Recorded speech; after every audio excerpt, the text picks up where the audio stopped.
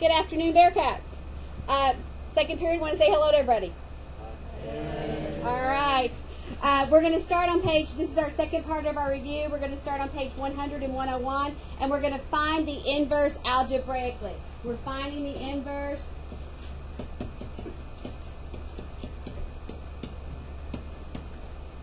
Okay, algebraically. We're going to start with problem 43. 43, we're given f of x is equal to the square root of x. And we want to find the inverse of that algebraically, and we're going to state our domain. Okay, we're going to state our domain. We can also talk about our range. Our domain of our original equation. What do we know about a square root? Go ahead, second period. What do we know? You can answer. Can't what? Can't be negative, right? Can't be negative. Can't be 0. Yes. So, our domain in our original function, our x values have to be greater than or equal to 0. Or you could say from 0 to what? Positive infinity. Okay, and it can be 0. So, either one of those would work for your domain for the original function. Now, to write the inverse. We're going to first switch the f of x to y. Then we do the big switch. So now we're going to have x equals the square root of y. This is the part that's optional, but I think is really important. I'm going to write y, the square root of y equals x. Okay, so we have switched now and made it the square root of y equals x. And now we're going to solve for y. When we do that, how do I get rid of a square root? I would square both sides. Okay, did I square root? No. If I don't square root, then I don't draw the little plus or minuses. Only when I draw in a square root, not a square. All right, so that would cancel out my square root, and my answer now would be y equals x squared. But to write it as an inverse function, we're going to write the inverse of f of x with that little -1 symbol equals x squared. And this would be what I would look for. This would be what I would look for.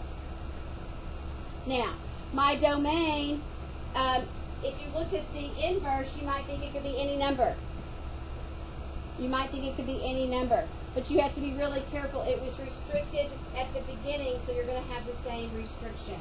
All right, so you're going to have the same restriction. The range for the domain and the domain for the range. So this was the domain, or our domain here, sorry. For the inverse would be all real numbers. Our range would be this. Okay, be what the domain was originally. So it would also switch. And so now if we know the domain for this one, we could go up here and write the range. The range would be negative, positive, infinity. They flip-flop, just like our x and y's flip-flop. So they just change places. They just change places. All right, let's look at 44. We're doing the same thing. Or 43, sorry. We're going to do the same thing for 43. Oh, 45, sorry.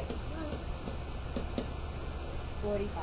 All right, 45 is f of x equals the square root of 4 minus x squared.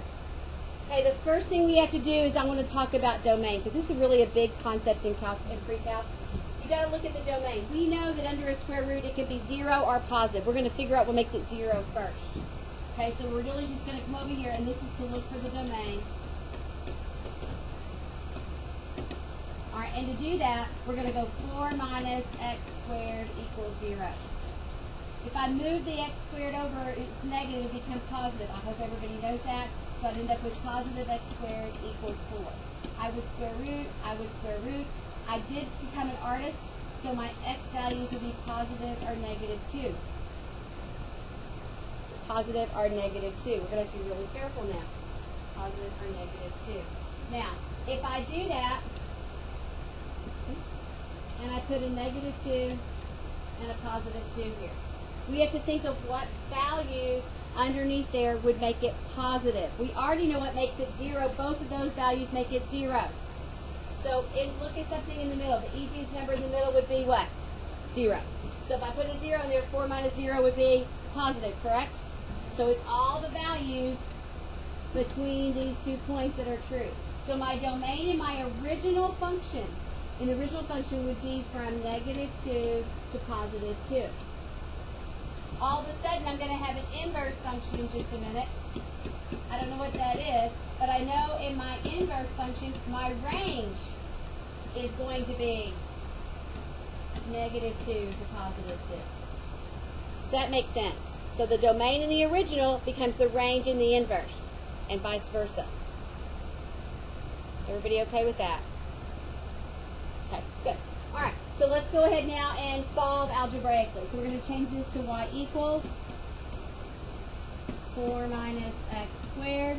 We're going to do the big switch. X equals the square root of 4 minus y squared. I like to flip-flop them. That's up to you.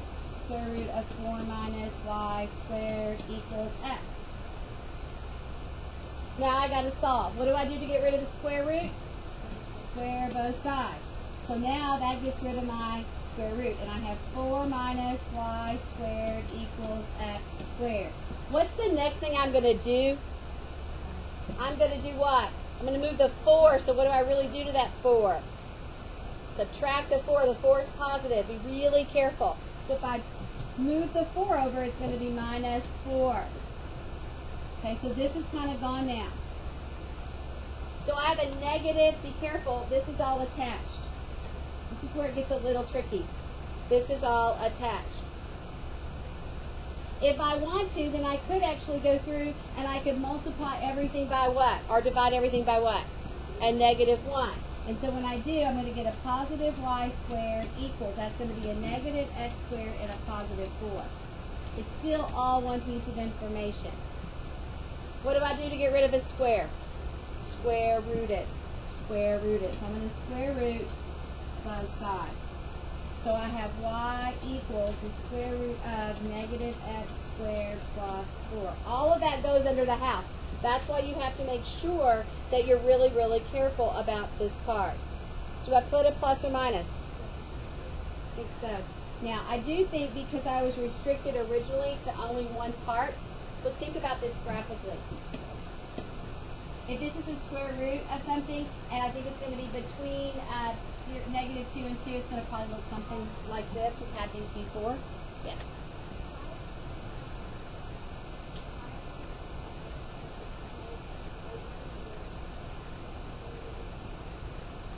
Because I can't separate these out. I can't take these as separate pieces of information because they're attached by addition or subtraction. Very good question. If that was just by itself, I could. I can't though because they're attached. Very good question. All right, because this was restricted, then I think we're only going to have the positive over here. So be careful about that. I probably won't count off, but be careful. You have to think in inverses. You have to think of what the original graph looked like, and you're just reflecting it over an XY line. So if you're restricted to one quadrant or one part of a graph, then you're only going to have that one part when you do it again. So you probably would not see in your textbook this plus or minus. Algebraically, I would leave it, but you probably will not see that because we were restricted at the beginning. We were restricted at the beginning. All right, so now what happens? Our range is here. What would our be? Now let's look at this. What would our domain be here? We're going to figure that out. So our domain, let me go ahead and write my inverse. My inverse is going to be the square root of negative x squared plus 4. Got that. All right, let's talk about the domain. So we're going to have negative x squared plus 4 equal to 0. We want to know what that is. I move the 4 over, I move the x squared over, so we're going to get the same thing, equals 4, square root, we're going to end up with the same thing, aren't we? X equals 2, positive or negative 2. So we ended up with the same thing we had before. So our domain and the range is going to be similar here. Alright, and so you would have the same thing. I'm most concerned about when we have fractions about your domain. Alright, 47. And now we get our first fraction. Let's look at 47. For 47, we have f of x equals 4 over x. Okay, immediately we have a restriction. Our domain could be all numbers except what? 0. All right, you can write for me, you can just say x cannot equal 0. I'll accept that. If you want to get fancy on me and give me the real domain, it'd be everything but 0, so it'd be negative infinity to 0 with soft brackets, and then it would be 0 to positive infinity. That's really the domain. This is really the restriction, but I will take just the restriction from you. That is fine with me in this class, with the assumption that you really know it's everything but that one number. Okay, that's a little easier to write, but I'll take it either way. All right, now we're going to algebraically find our inverse. So again, we go back to the same process. Y, change the f of x to y, 4 over x. Do the big switch. So we have x equals 4 over y. Flip-flop them because I think it's easier. Just completely flip-flop sides. We're going to make it 4 over y equals x. And then we're going to solve for y. All right, I'm going to put this over 1. Anytime I have a fraction and a whole number, I like to cross multiply because often you will get it backwards. You will divide by the wrong thing. That's just a visual thing. So if you do this, you'll be careful. Look what happens. This is going to be y times x. You might not think to do that. This is y times x equals 4. And then if I want to solve for y, I want to divide away my x. So y equals 4 over x. Wow, it came out the same, didn't it? Sometimes that happens. Sometimes that happens. All right, so y equals 4 over x again. So our inverse is inverse f of x equals 4 over x, same as our original. Same as our original. And our domain restriction would remain the same. All right, let's go to 49.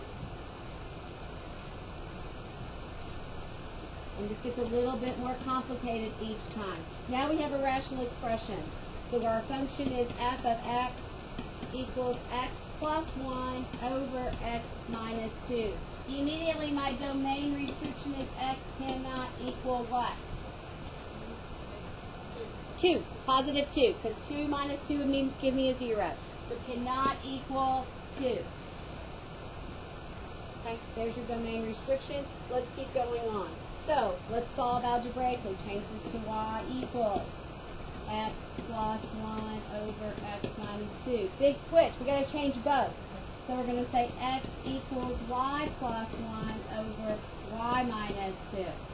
Again, here's an issue. Put it over 1. Fraction and fraction. Easier to solve.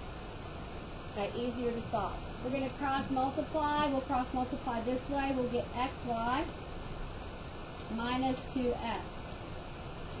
This way we get y plus 1.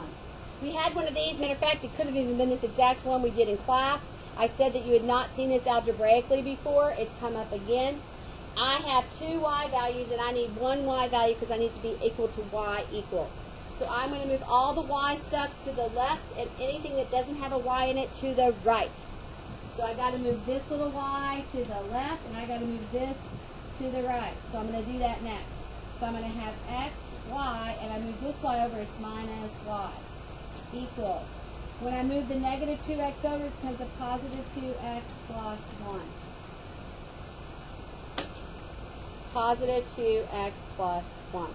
All right, the next thing I'm going to do, this is all one piece of information. Be really careful. I'm going to factor out a y. That's your math intuition going on there. Okay, hopefully you're paying attention because I have a feeling something like this will come up. So I'm going to factor out a y, and I get x minus what? 1. Okay, y times x is xy, and y times negative 1 is negative y. Equals, parentheses, 2x plus 1. All right, to get rid of x minus 1, I can divide the whole thing away. Gone over here. So, I am now left with y equals, at the top, 2x plus 1, and at the bottom, x minus 1. X minus 1. This domain, x cannot equal what? 1, which would have been your range in the first. Okay, and those would be asymptotes. We're not going to go into all that right now, but that's what would happen. All right, so your answer would be here, except we would change it to inverse notation.